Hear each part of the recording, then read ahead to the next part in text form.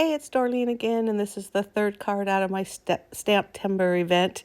What I'm doing this time is generational stamping. So what you do is you stamp a full image, full inked image of your stamp, and then you stamp additional times to give it like a shadow effect.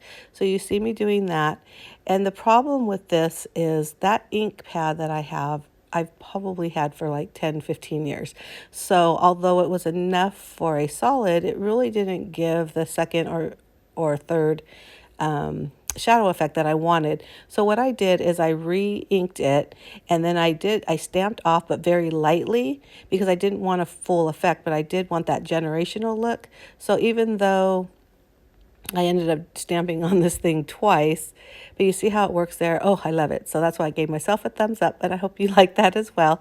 But it still has the same effect, even though I had to do it twice, if that makes any sense. Now, if you had a fully inked ink pad, you wouldn't have that problem.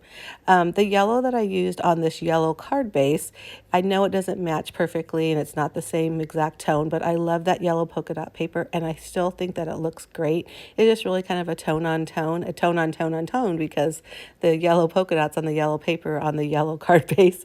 But I decided to matte the stamped image in black, so I'm doing a yellow and black theme, which I love.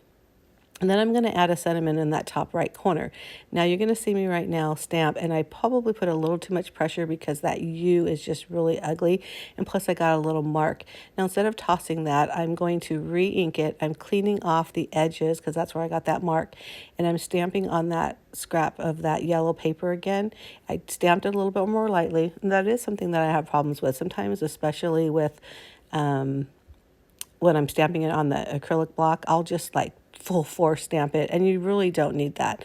So as I'm putting this together, I realize that the stamped image, which I'm peeling apart right now, is just too big, and it covers too much of that beautiful yellow polka dot paper. So that's why I decided to pull it up. Well, at that point it was pretty much stuck, but I just used one of those little erasers that you saw me and erased off that paper, the white paper that's stuck on the black cardstock. Now I could have just ripped the whole black thing off and threw it away because it was a scrap piece as well, but I don't want to waste that big of a piece.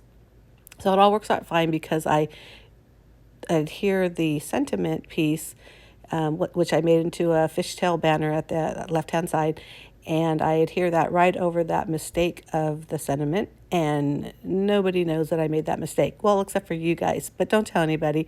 I decided to put some black twine around that stamped image as well.